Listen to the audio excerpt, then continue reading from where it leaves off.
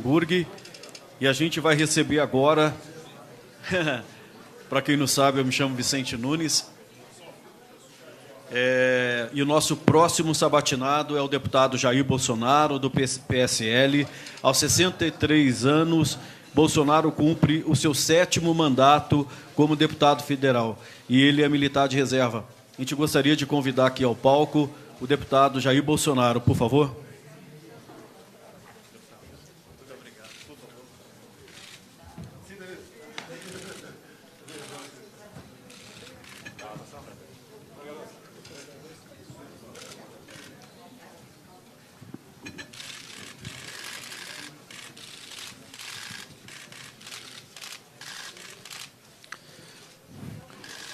Deputado, vamos começar então a nossa sabatina. Gostaria de fazer a primeira pergunta para o senhor. Na questão econômica, o país viveu aí nos últimos 2 anos a pior recessão da história. Estamos aí com um exército de 13,4 milhões de desempregados. Se a esse grupo forem incluídos as pessoas que estão com subemprego, chegamos a 28 milhões de brasileiros que não conseguem viver com a própria renda. Eu lhe pergunto, o que o senhor vai fazer na economia para tentar reverter, resgatar o crescimento econômico sustentável que permita a criação de emprego, geração de renda e redução da pobreza? Primeiro, eu acho que esse número seria muito maior se levar em conta que quem recebe Bolsa Família é tido como empregado. Quem não procura emprego há mais de ano também é tido como empregado. São as metodologias. Esse número é assustador, no meu entender. Um presidente da República, um governador, um prefeito, ele não cria emprego. A não ser que ele abra concurso, leve em votação o surgimento de novos cargos comissionados. O que um governo tem que fazer é não atrapalhar quem quer empreender, quem quer investir, quem quer produzir alguma coisa. O que eu mais tenho tido reclamações junto a esse público, empresários, comerciantes, produtor rural, o governo é o sócio majoritário quando dá lucro. Quando dá prejuízo, os caras tiram o corpo fora. Então, o que eles mais pedem é o Estado interferir menos na atividade deles. E eu tenho conversado e tenho me assessorado de pessoas da área econômica, a gente vai aprendendo. Essa questão de humildade, é que temos que desburocratizar muita coisa, desregulamentar. A questão, estou vendo aqui, né, Sindifisco, um trabalho maravilhoso, mas em alguns setores, a fiscalização rural, por exemplo, ela vai além, porque leva-se em conta a subjetividade, e parte por aí, basicamente. É diminuir o tamanho do Estado, é o Estado necessário, não é zerar as estatais, mas diminuir. Poucas estatais é que dão lucro, E o que puder jogar para a iniciativa privada, você tem que jogar. Em algumas estatais, vê a questão do modelo, como a Embraer no passado.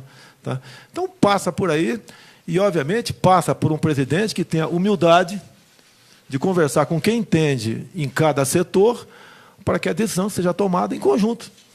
E eu não sei de tudo, apesar da minha idade, apesar de ter 28 anos de parlamento, tenho ainda muito a aprender, mas tenho a humildade, acima de tudo, sempre perguntar, que sempre foi uma máxima minha desde quando cheguei no quartel, perguntar para os mais antigos no quartel certas coisas que eu não quero aprender na tentativa e erro.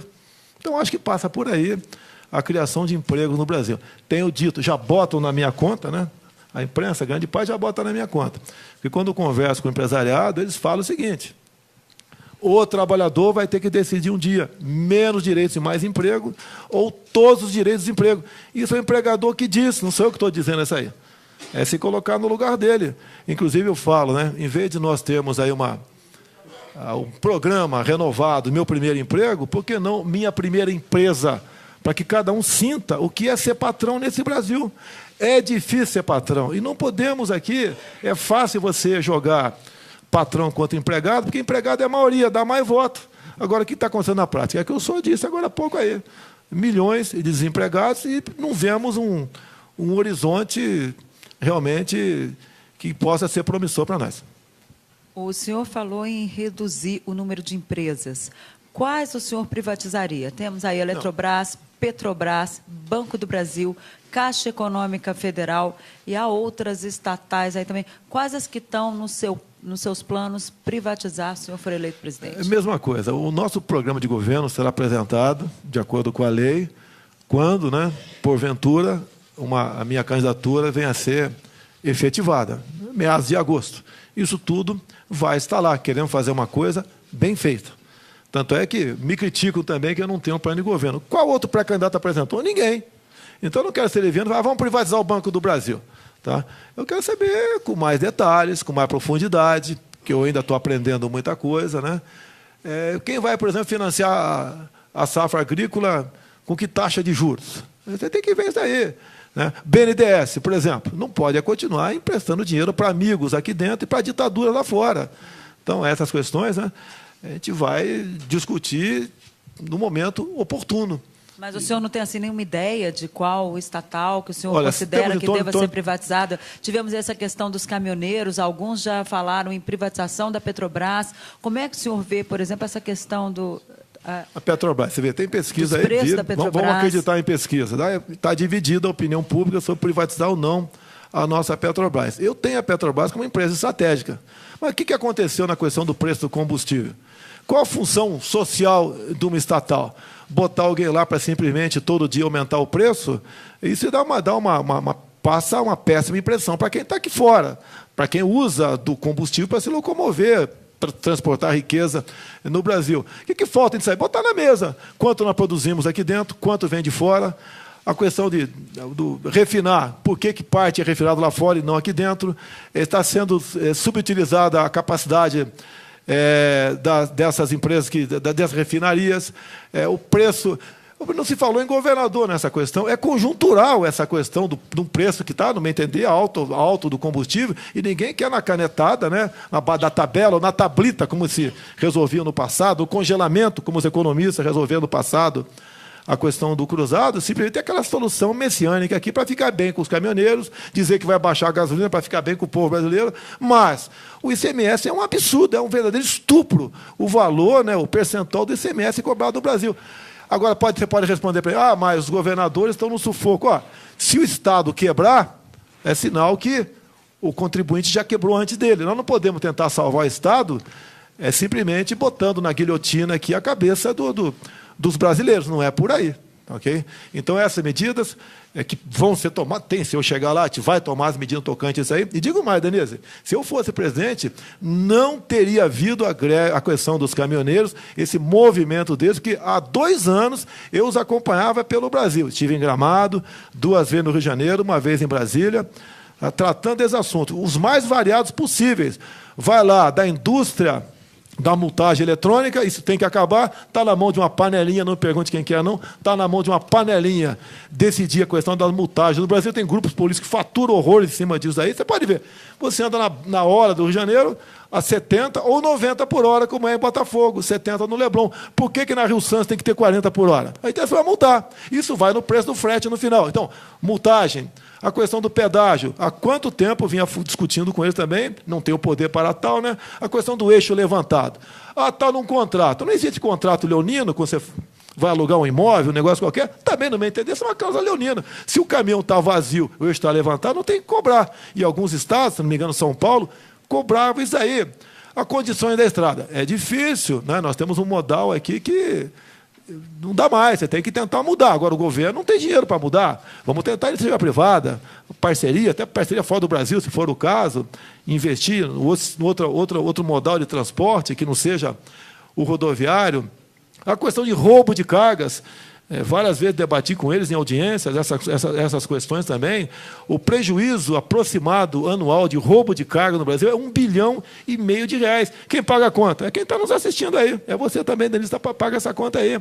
A questão da violência, então, você tem que cuidar deste assunto, entre outros, é o governo, no passado, foi a medida errada, onde ele abriu o BNDES para quem quisesse comprar caminhão, comprar. Houve uma inflação de caminhões, o preço do frete foi lá para baixo. Agora vai tabelar o frete? Tabelar como? A gente sabe onde vai parar o tabelamento. Então, o mercado, né, foi maltratado por quem estava no governo. E quem assumir vai ter que buscar maneira de desfazer tudo isso aí e construir algo melhor. Um tema que o senhor fala com mais efetividade, que é a segurança. O senhor foi eleito presidente do Brasil, está no primeiro dia como presidente do Brasil.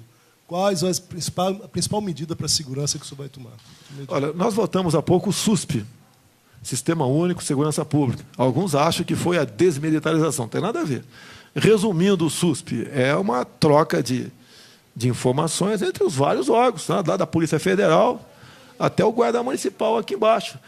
É difícil botar para funcionar isso, mas a gente vai ter que botar para funcionar isso daí. Você não pode prender um cara aqui no DF, uma policial detém um cara aqui no DF e libera, e uma semana depois ele falou que no Ceará ele respondia um processo ou estava com um mandato de prisão em aberto, né, atrás dele. É por aí.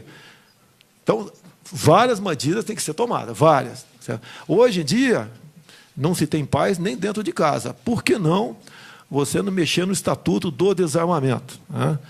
Permitir ao cidadão de bem, com algum critério, não é jogar para cima, não. Né? A posse de arma de fogo também dá uma baita flexibilizada na questão do porte de arma de fogo. E outra questão, o pessoal fala sempre em investir na segurança. Né? Um governo federal não tem como interferir no salário do policial do Ceará, da Bahia, o nosso brigadiano lá do Rio Grande do Sul. Quem trata dessa questão salarial são os seus respectivos governadores. Agora, eu falo pelo policial militar do Rio de Janeiro, que eu tenho contato direto com eles.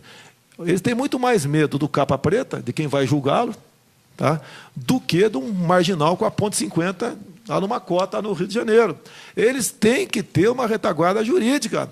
Não pode, após uma operação, no dia seguinte, ele se vê aí, né, na iminência, ou até indo para o banco dos réus, por uma operação de 2, 3, 4 da manhã, que o Estado botou ele lá.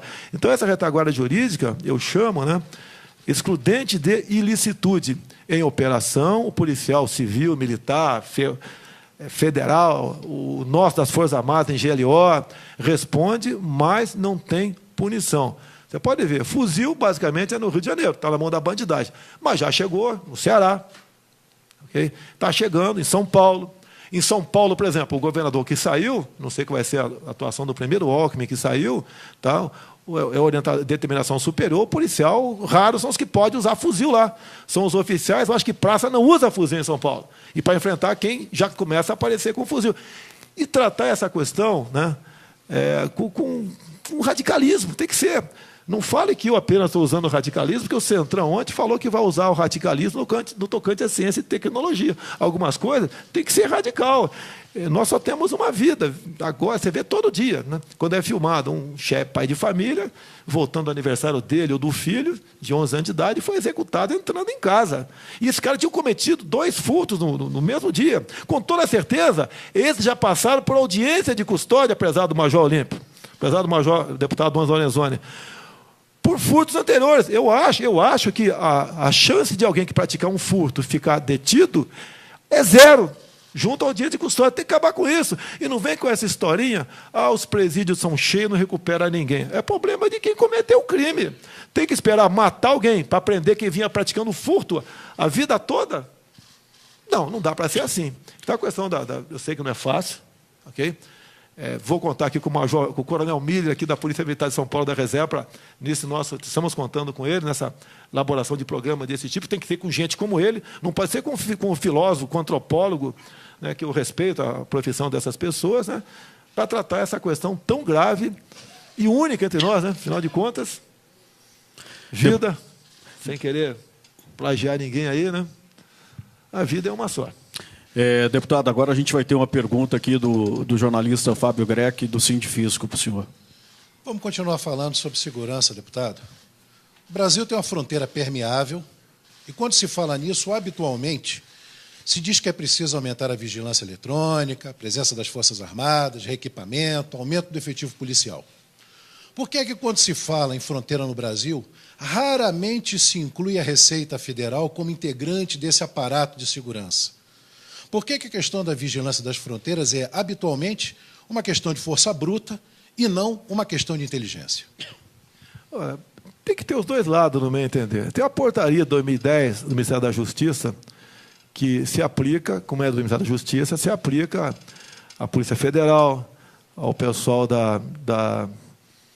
os policiais aí que estão nessa Força Nacional de Segurança, ao integrante das Forças Armadas de GLO, que, por exemplo, você não pode dar tiro de advertência.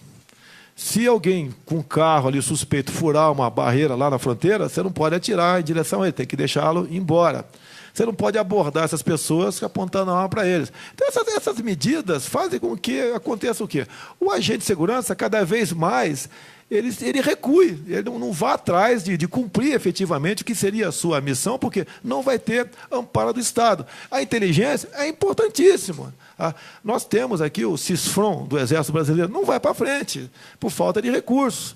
Se fosse para frente, lógico, aí seria inteligência, com a participação dos senhores. Eu até vejo aqui, você faz autuação muitas vezes, pode fazer teus colegas de milhões, dezenas de milhões de reais, tá? Interceptar alguma coisa, até autuar, e você, qual o porte de arma? Tem uma dificuldade para ter porte de arma enorme no tocante a isso aí também. Mas a inteligência, logicamente, que é bem-vinda. São 17 mil quilômetros de fronteira. Realmente não é fácil. Os Estados Unidos, que tem uma fronteira 4 vezes mais ou menos menor do que a nossa, não consegue selá-la com o México. Vamos ter dificuldade também aqui. Agora, você tem que também botar no escrutínio de licitude e fazer como a Polícia Militar de Mato Grosso do Sul faz muito bem, que eu tive em Dourados, tá? Tem uma companhia lá que tem uma missão de...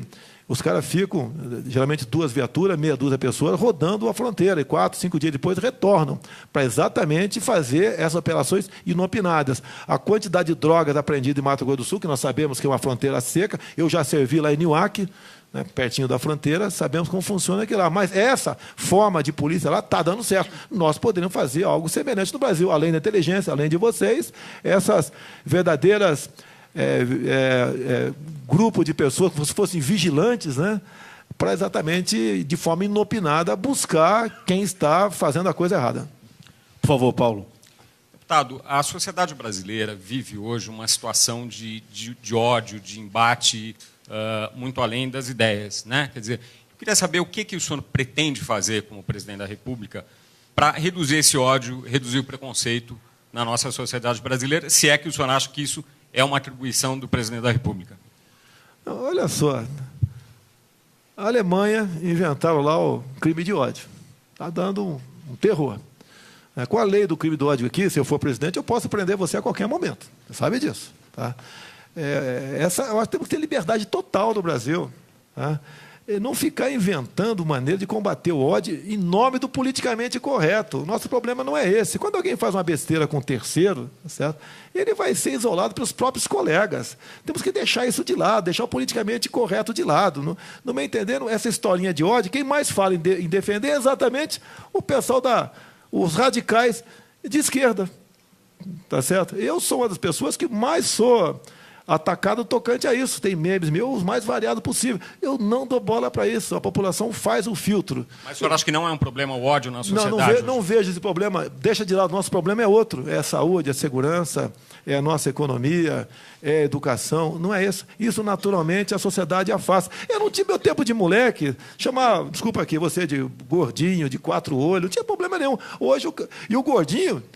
Geralmente, quando ia bater pelado, chamava de gordo, você chamava, ele levava pancada em você. Hoje o gordinho virou mariquinha, pô. Exatamente por causa desse tipo de política. Se bem que tem muito gordinho machão aqui, eu tenho certeza disso. Vamos acabar com essa frescura, pô. Isso não é problema do Brasil. Nós temos um potencial enorme no Brasil, enorme, inimaginável. Ninguém tem o que nós temos. Eu costumo dizer na minha viagem, não só à Ásia com Onyx, né, bem como em Israel, com os meus filhos, tá? Quem pagou a viagem foi eu, tá? Não teve nada da Câmara, não. Tá certo? Olha o que Israel não tem, olha o que eles são. Olha o que nós temos, que nós não somos. Quando eu falo em nióbio e grafeno, eu levo pancada de um montão de gente. Bota o grafeno de vice, bota o nióbio de ministro. Nós estamos vendo todo dia, né, as evoluções tocante a isso. Parabéns à Mackenzie em São Paulo, que pesquisa o grafeno. O Exército Brasileiro está também participando lá de pesquisas, né? Viaturas blindadas com 10 vezes mais leves. Imagina para carro particular nosso, blindagem, né, como economizaria combustível. A questão do grafeno, então, é uma coisa inimaginável, a revolução. Brevemente teremos um avião também de base de grafeno aqui, peso lá embaixo, com toda certeza, aumenta a autonomia do mesmo. Então, temos coisas maravilhosas para cuidar, para se interessar. Com o radicalismo, segundo Centrão, parabéns, radicalismo, a questão da ciência e tecnologia, estamos juntos, tá, ok? Copiaram em grande parte o que eu venho falando, inclusive, foi, eu acho que uma saudação a mim, foram 17 itens, o número do PSL é 17, tá ok? Então, tem que preocupar com isso, me desculpe com todo respeito ao senhor, né? Mas eu acho que essa questão de ódio é secundária. Um país evoluindo com menos problema, você fica menos sensível a reagir, a ser violento e a ter ódio. Deputado, eu queria passar aqui para a questão da Previdência, né? Todos os seus antecessores aqui trataram desse tema e classificaram a urgência de se fazer a reforma. Eu fiz um levantamento aqui sobre aposentadorias do poder público, em especial do judiciário, que são consideradas as vilãs aí do orçamento. O aposentado do judiciário, ele recebe, em média, R$18 mil por mês. No legislativo, a aposentadoria chega a R$26.800. Em contrapartida, os cerca de 30 milhões de pessoas bancadas pelo INSS recebem um salário mínimo de R$950. É muita discrepância. Como resolver isso? O senhor vai fazer uma reforma da Previdência? Bem, vamos lá. O senhor vai atacar os privilégios? Vamos lá. Vamos por parte aí. Eu estava no Piauí quando foi anunciado no governo Temer aquela reforma da Previdência. E falei, não vai passar. Não é o que o Temer quer, o que o Meirelles quer, que era ministro na época, né? É o que pode passar nos filtros chamado Câmara e Senado. E minha mãe sempre dizia, né? Remendo novo em calça velha, não vai dar certo. E meu pai também dizia que a gente vivia numa região lá do Rio Ribeira de Iguape, a molecada pegava as canoas para ir buscar jabuticaba em algum lugar, se furar a canoa, rema para o barranco, depois tirar a água da canoa. Nós estamos querendo tirar a água da canoa com a canoa dentro d'água. Não vai dar certo. Como nós temos que primeiro conter, segurar, evitar que apareçam os marajás, que vêm do serviço público. Eu vou contar um exemplo claro do Rio de Janeiro, que se aplica acredito que em todos os estados, talvez todos os estados. Câmara Municipal do Rio de Janeiro. O senhor está concursado lá, ganha 10 mil por mês. O senhor vai trabalhar no gabinete de um vereador, ganha um cargo de comissão de 10 mil. 8 anos depois, o senhor passa para 20. Mais 8 anos, o senhor passa para 30. Vamos, no primeiro momento, acabar com as incorporações. O que o prefeito Eduardo Paes, nos últimos dias da Prefeitura do Rio, fez lá no Rio de Janeiro? Estendeu o direito às incorporações aos servidores do Executivo. Então, vamos, no primeiro momento, vamos acabar com as incorporações, você acaba com a fábrica de Marajá. Outras coisas você tem que fazer. A idade está aumentando, a nossa expectativa de vida está, sim. Na proposta do Meirelles, do Temer, estava lá os 65 anos, inclusive para policial militar, do Major Olímpio que está aqui. A expectativa de vida do policial militar do Rio está em torno de 50 e poucos anos de idade. Está lá 3, 4 por semana que perde a vida, fora os que ficam com problemas de tiros, né, que, tendo em vista a vida que ele leva depois de reformado, diminui a expectativa de vida dele também. Até costumava dizer, né? O Major Olímpio disse para mim, o policial vai usar o fuzil como uma arma ou como uma bengala. Não é assim, vamos lá, não é assim, vamos com calma. Vai quebrar? Como está, vai quebrar. Mas dá para começar a resolver isso aí.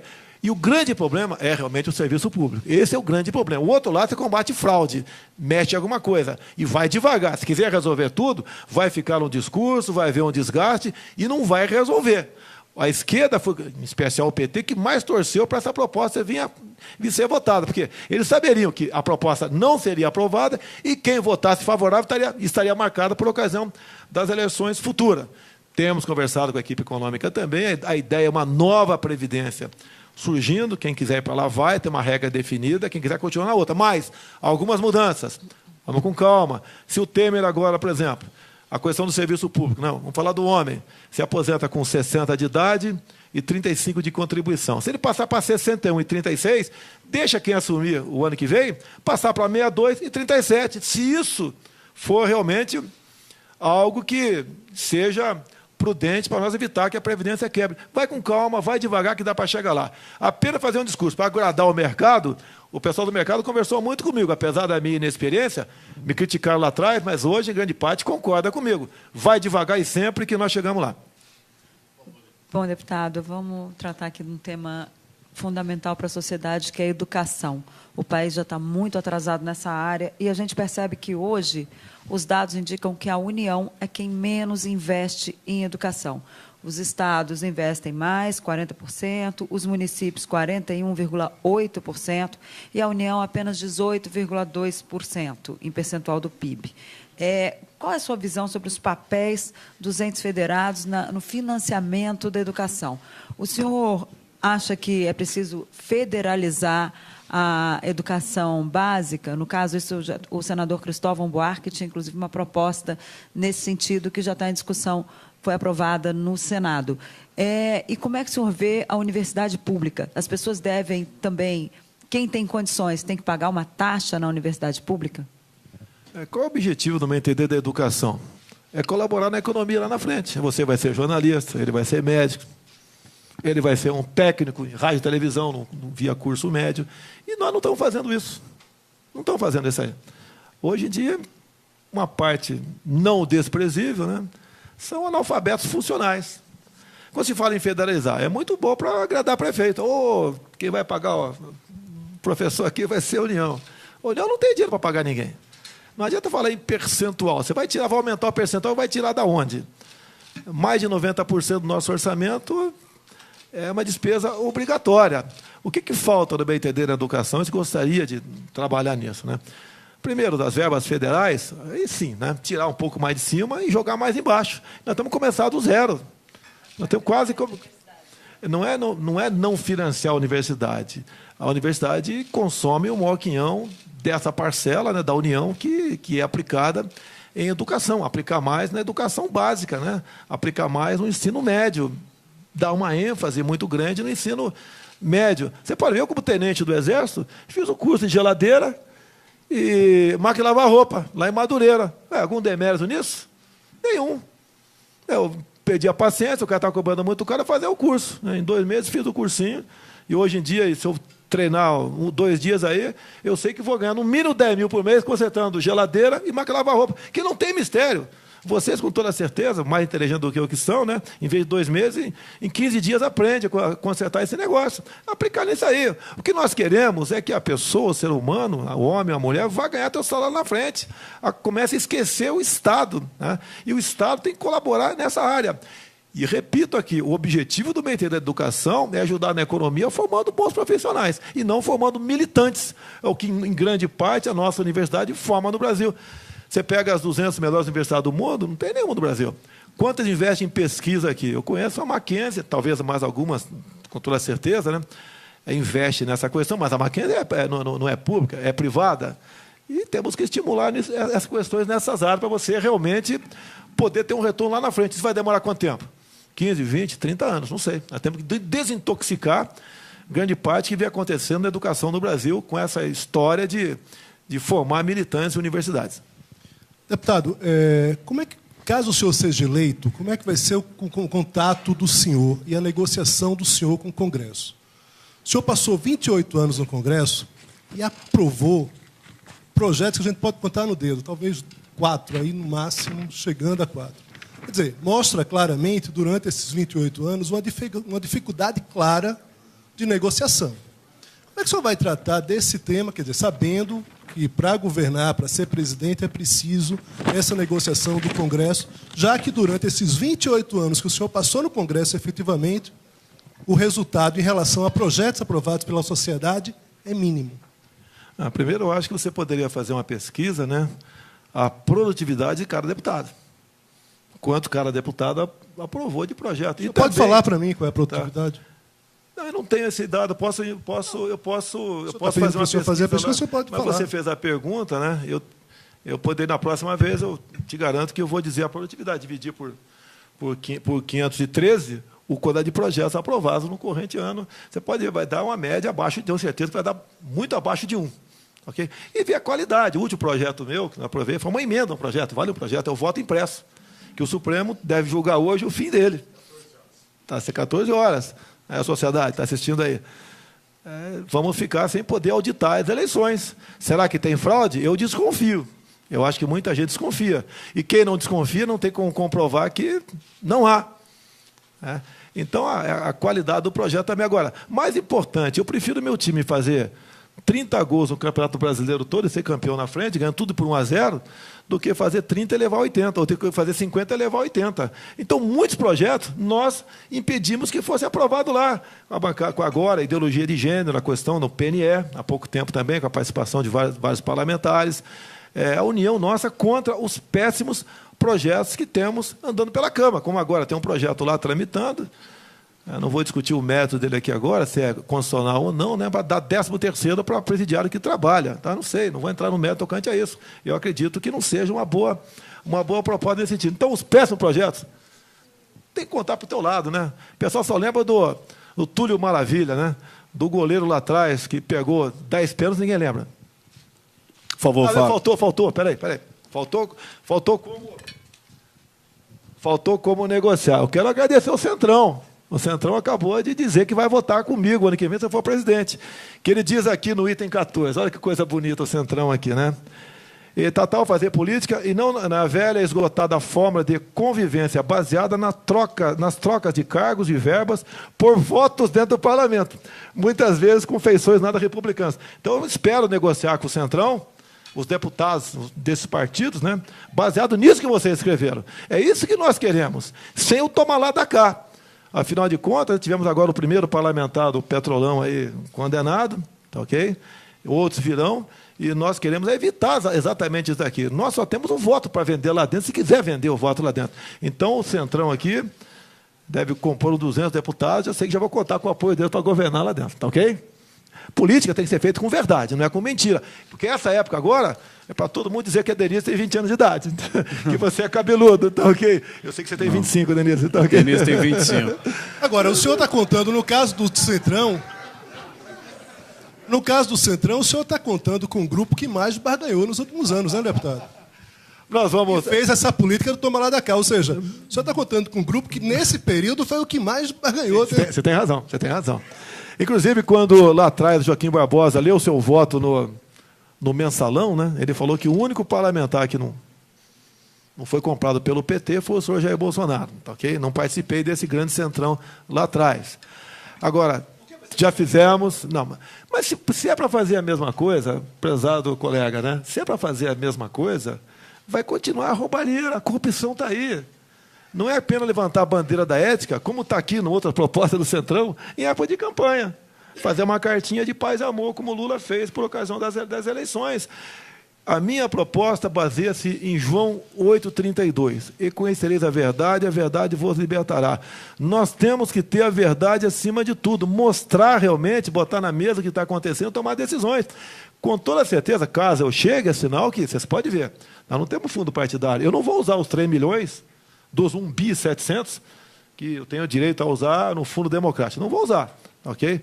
Vou continuar fazendo campanha na raça e talvez aqui fazendo aí o crowdfunding, aí eu pedir dinheiro na internet. Agora, se eu chegar, é sinal que quem votou em mim, votou do coração e com a razão. E os projetos apresentados por mim vai ser aqueles que eu tenho conversado junto a brasileiros em todo o território nacional, que há interesse por parte deles. Então, acredito que tem que ser por aí. Se é para fazer a mesma coisa... Por favor, votem em outro. Se achar que eu não vou governar, sem eu tomar lá da cá, sem entregar ministérios, sem entregar estatais, diretoria de banco, por favor, votem em outro. Deputado, temos mais uma pergunta aqui do Fábio, do Sindifisco. Deputado, qual é a sua opinião a respeito do refis? Se o senhor for contra, como é que o senhor lidaria com o Congresso que certamente se revoltaria e, sobretudo, estaria nesses revoltosos, estaria essa turma do Centrão? Você já respondeu. Isso aí é uma situação que você vai ter. Você vai ter que negociar, porque o refis tem muita gente que tem seu deputado na mão, através do refis. Olha. É uma realidade. Você vai ter que buscar, se você puder me ajudar, já que você é do ramo, eu não sou, como tudo está pelo Sindifisco, não? Não é do Sindifisco? Então, quem do Sindifisco puder colaborar numa proposta desse sentido, ficarei muito feliz e agradecido. Tem certas coisas que é quase um milagre acontecer. Aí é um problema que é difícil enfrentar. E quando você faz o refis, quem pagou fica revoltado. Eu podia estar no refis lá na frente, por que eu paguei? Você está desestimulando o bom pagador. É um problema que é uma cultura que nós temos no Brasil. Por favor, Paulo. Me desculpe, não sei como resolver agora, e se alguém tiver, eu agradeço a forma para resolver esse assunto aí. Por favor, Paulo. Deputado, o senhor falou do mercado, agora tem muita gente no mercado desconfiada dessa sua aproximação com o liberalismo econômico, que é uma coisa que não era, nunca foi patente na sua carreira política. Muita gente acha, inclusive, que o Paulo Guedes não vai durar muito tempo no seu governo. Como é que o senhor vê essa desconfiança? É natural a desconfiança. Tá? Eu sou militar. Tá? Não conto com a simpatia de setores da sociedade. Né? Quando se fala em ditadura militar, o pessoal lembra de mim. Olha a TV Globo aí, né? O tempo todo pegando relatórios, né? Nada confiáveis, garimpando documentos, que não sei de onde eles conseguiram aquilo, para exatamente, ao fazer a crítica ao regime militar, que houve corrupção. Que todo governo houve corrupção. Tá? Mas não nos moldes que ocorreram nos últimos anos, isso daí. Então, eles batem o tempo todo. Então, a desconfiança é natural no tocante a mim. Agora, eu sou uma pessoa de palavra. Nunca desonrei minha palavra, zelo para a minha honra, tá? Falo em ética e zelo por isso daí. Então, tem esse lado positivo para comigo. A aproximação com o Paulo Guedes foi meio sem querer. Ele fez 2 matérias no Jornal o Globo, citou meu nome, eu procurei e começamos a conversar. E quando com o Pércio Arida agora me criticou muito, né? Ele votou contra a PEC do teto. Mentiu, o Pércio Arida mentiu. Eu votei favorável. Tá? Mentiu. Ele votou contra o Plano Real. Sim. A média, como tem servidor público aqui, com toda certeza, né? Aquele que a MP foi de 28 de fevereiro de 94, né? Criou o RV, se não me engano. Nós, das Forças Armadas, o servidor público do Executivo, nós tivemos expurgado a inflação de janeiro e fevereiro, em torno de 94%. O servidor público, como ele tinha adiantamento salarial, eles tiveram um delta X, que não foi um delta X, né? Foi um baita de um X, a mais para o novo salário a partir de 1º de janeiro. Nós não tivemos. Eu tentei negociar, acho que era o Recupera, se não me engano, tá? Tentei negociar com ele sozinho, tá? Botar os militares das Forças Armadas e o servidor do Executivo naquela questão. Recebi ou não? Votei contra. O senhor mudou ideologicamente ao se aproximar do naquela liberalismo? época, eu representava, falando politicamente, né, a classe que me elegeu no Rio de Janeiro, basicamente os militares das Forças Armadas. Eles levaram uma garfada no início do Plano Real, eu não poderia votar com o governo naquela questão. Até porque os mesmos economistas que fizeram planos no passado de tablita, de congelamento, era que estavam de novo, talvez ali, num novo balão de ensaio. Por que eu tenho que acreditar nele? O grande problema do Brasil é a questão de confiança. Mas né? foi bom o real, olhando hoje em perspectiva. Andou, mas na metade do governo FHC, né, nós tivemos uma taxa de juros acima de 50%, que nos trouxe essa dívida interna, que está chegando na casa de 4 trilhões de reais, que a gente quer saber como é que a gente consegue sair disso, pagar isso sem aumentar imposto. É um grande problema que nós temos. Bem-vindo o Plano Real, apesar dessa dívida enorme aí, vivemos momentos de paz no tocante aí, e nós das Forças Armadas continuamos com o salário lá embaixo, né, em relação aos demais servidores aqui da carreira típica de Estado. Deputado, por que o senhor acha que o senhor merece ser presidente da República? Não é porque eu sou bonito, não, para ter certeza disso. Tá aqui? Tenho absoluta certeza disso, mas por quê? E você está discriminando. Você está me discriminando. Não vira o jogo. Olha só, quando as eleições de 2014 se acabaram, eu comecei a pensar comigo, né? Eu estou sendo demais no parlamento. Muita alteração, brigas, tá certo? Algumas justas, outras nem tanto. E eu pensei, como é que eu posso ser presidente sem um partido grande que não vou ter, sem fundo partidário que não terei, sem apoio, a grande parte da mídia pauleira em cima de mim? E falei, eu vou ser. E para quê? Eu quero mostrar que nós, agora do PSL, né, podemos ser o ponto de inflexão na maneira de fazer política de acordo com ali a decisão do Centrão de ontem, sem eu tomar lá da cá, tá? Fazer uma política externa sem um viés ideológico, jogar pesado com o radicalismo na questão da segurança, para que nós possamos ter turismo no Brasil, tá? Fazer com que nós possamos, em nossos recursos naturais, agregar valores, para não continuar mandando um navio de minério de ferro recebendo uma canoa de aço de volta, jogar pesado na questão de ciência e tecnologia. Quem é o ministro de Ciência e Tecnologia no Brasil? Não me respondo, tá certo? Mas devia ser um ministro com a maior visibilidade, aquele que vai realmente estimular os jovens do Brasil, a inovação, a pesquisa. Esse foi o objetivo da minha ida com o Onyx aqui, lá na Ásia, né? Para ver em loco como funcionam essas coisas. Sei que é uma viagem bastante rápida, mas deu para ver muita coisa. Uma coisa que me surpreendeu lá na Coreia do Sul, né? Nas escolas, energia elétrica por teto solar. Lógico que visa a economia, mas, por outro lado, mostra para a garotada desde cedo, né, que aquilo ele pode usar na casa do pai dele, no sítio do pai dele. Tá? São as coisas que vêm da escola. Queremos resgatar os valores familiares. Para mim, a família tradicional é importantíssima. Nada contra, brincadeira que fiz contigo, na questão LGBT. Cada um vai ser feliz da maneira que bem entender.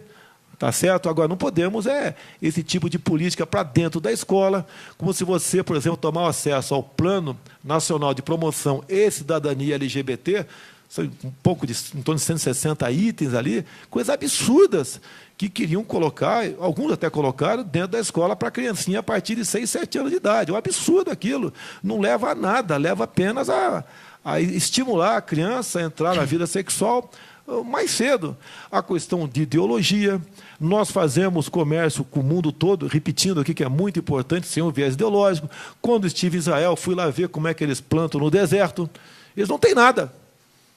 E são muito melhores do que nós. Nós temos tudo. E estamos aqui na situação por quê? Basicamente por causa da classe política que eu represento também.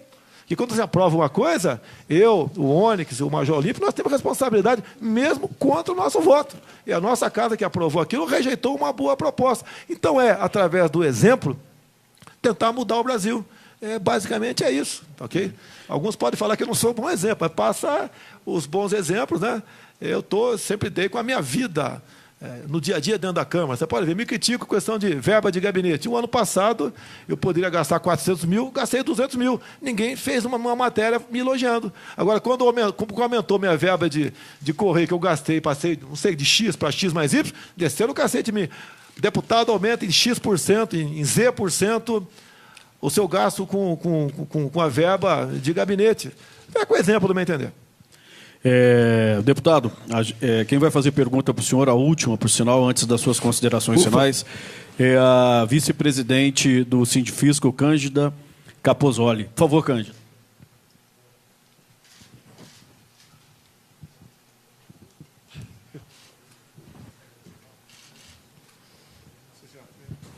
Bom dia ou boa tarde a todos, deputado.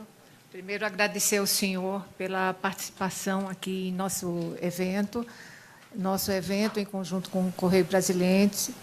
E a minha pergunta, que é a pergunta do Sindifisco Nacional, que está sendo feita a maioria aqui dos pré-candidatos. Que tratamento o senhor pretende dar, deputado, à defasagem da tabela do imposto de renda pessoa física? É justo que um trabalhador que perceba que ganhe um 1.904 já pague imposto de renda, enquanto que o empresário não pague nada, mesmo percebendo R$1 milhão, já que no Brasil não se tributa lucro? Obrigado. Bem, o que eu tenho visto ao longo dos anos, nós não temos imposto de renda, temos redutor de renda. Com quem eu converso de economia, que me assessora, eles são unânimes. Como tal, o Brasil vai quebrar. Eu falo, por que não fazer como o Trump fez lá? Eu sei que a economia é diferente. Ele reduziu exatamente o contrário do que a senhora falou ali, a carga dos empresários. Eu acho, opinião minha, tá certo? Não tem que ter imposto em grande fortuna, não tem que ter imposto de herança, tá? E nem tributar mais ainda essa área que a senhora citou ali, porque o governo anterior da França fez algo parecido, o capital, o dinheiro, foi inclusive para a Rússia. Olha o absurdo que chegou. Eu não sei os valores exatos. Por exemplo, se eu quiser doar, até o ano passado, se eu quisesse doar para um filho meu R$100 mil, para ele comprar um apartamento no Rio de Janeiro, eu tinha que pagar 4%. Eu acho que passou para 8% lá no Rio de Janeiro. Então, essas medidas de tributar mais, tentar tirar de quem está produzindo as duras penas, que hoje não é pena produzir, é para quem vender. O povo está sem poder aquisitivo. Eu acho, modestamente, a senhora pode ter opinião diferente da minha, parece que tem, né? E eu, depender de mim, ninguém mais vai ser tributado, muito o contrário. Buscar maneira de diminuir isso daí, porque como está, vai quebrar o Brasil. A Inglaterra, não sei se 15 ou 20 anos atrás, tinha uma carga tributária de 28% do PIB, passou para 21%. E acertou a questão também da fiscalização, que a fiscalização tem que existir, que faz parte da área da senhora, mas uma fiscalização inteligente, sem buscar a maneira, por parte de alguns poucos, de fazer uma pegadinha no tocante a quem produz. Eu acho que conseguimos fazer isso daí, nós podemos até quebrar o Brasil. Mas, rapaz, vai quebrar mesmo. Eu costumo chamar na área militar, chama-se risco calculado. A senhora está encurralada num canto, o inimigo deve estar ali. A senhora tem pouca munição. Bem, a senhora atira. Se o inimigo estiver ali, a senhora ganha a guerra. Se não tiver, a senhora já perdeu mesmo. Então, a questão da carga tributária nossa, imposto de renda, eu acho que nós devemos começar gradualmente a recuperar esse confisco, na verdade, que correu nos últimos anos. Complementando a pergunta, o senhor tem um projeto de reforma tributária já? Está pronto. Ideias básicas, assim, está pronto, a ideia básica, assim, não vou fornecer, porque isso só na época oportuna. Geralmente, eu tenho dito que a minha proposta vai ser uma das piores. Por quê? Vai ser verdadeira. Tá? Isso a senhora sabe, que tem colega, com toda certeza, colega da senhora aposentada, que trabalham nessa proposta para candidatos que têm recurso. O senhor acha que tem que taxar o quê, então? O senhor disse que não pode taxar renda, mais ninguém, não pode taxar fortuna, nem coisa... De onde que tira o dinheiro? Denise, desculpa, eu sei que eu não quero ser patrão no Brasil. Eu tentei ser um tempo atrás, quando vi que ia me dar mal, saí fora. Tá? Como lá atrás, nos anos 70, eu plantei arroz lá em Mato Grosso do Sul, 30 hectares de arroz. Uma vez só, nunca mais. Eu sei da dificuldade disso daí. Eu sei do terror que vive quem produz nesse país, preocupado com fiscalização, porque só pode, com todo respeito, dificilmente você não vai pegar algo errado numa empresa, dificilmente vai pegar o errado lá. Essa violenta carga tributária que o governo e o sócio majoritário, quando tem lucro, quando tem prejuízo, não tem nada a ver com isso, daí vai para o refis, tá? Muitas vezes. Tá? Então, a minha proposta, que eu falei para quem está me ajudando na economia, é exatamente não ter mais nenhum percentual no tocante a isso, né? Que, afinal de contas, foi apresentado há pouco tempo ao Laffer, gostei muito dele, nós já ultrapassamos essa curva há muito tempo. Bom, deputado, o senhor tem 2 minutos aí para as suas considerações finais. Bem, muito obrigado pela oportunidade. Eu até aceitei, porque seria tratado dessa forma carinhosa e respeitosa, como foi por vocês. Em alguns outros programas não estou aceitando, porque o objetivo é um pouco politizado, querem me derrubar porque eu estou na frente, né? Eu peço a Deus a continuar tendo força para continuar nesse objetivo, nos dê inteligência e muita, que traga boa gente ao meu lado, como está aqui o Major Olímpio, o deputado Onyx, para ajudar a fazer um programa cada vez melhor de governo e execuível, tá? Vamos resgatar os valores familiares, vamos respeitar a criança em sala de aula, vamos ter um bom currículo para que lá na frente, o formando lá na frente, possa ser um bom profissional para ajudar a nossa economia. Vamos, se Deus quiser, ter força junto ao parlamento para mexer na legislação penal, para nós realmente tirarmos do convívio da sociedade por tempo justo quem comete crimes. Vamos buscar fazer comércio com o mundo todo, vamos tirar o viés ideológico desse tipo de comércio, estimular o turismo no Brasil. Nós temos uma Baía de Angra, por exemplo, a citar só um exemplo, estou de olho no tempo ali, uma coisa maravilhosa, mas tendo em vista a política ambiental, aquilo passou a ser um estorvo, um problema para nós. Vamos, se Deus quiser, conseguir fazer da Baía de Angra um grande polo turístico para o mundo. Quem vai lá uma vez, né, se apaixona, hoje não pode mais, que tudo é estação ecológica. Vamos mexer nos currículos escolares para que a garotada aprenda realmente que tem que ser aprendido em sala de aula. Vamos lutar por uma imprensa livre de todo, né, sem exceção, que tenha a liberdade de imprensa seja plena, obviamente, né? A gente pede sempre o zelo para transmitir a verdade, que é muito importante para nós, não podemos ficar longe da verdade. E, no meu entender, se Deus quiser, elegeremos um correntiano agora, um homem ou uma mulher. Honesto, que é muito difícil no meu meio, mas teremos um homem ou mulher honesto, que tenha Deus no coração e seja patriota. Muito obrigado. Correio Brasiliense, acabou meu tempo.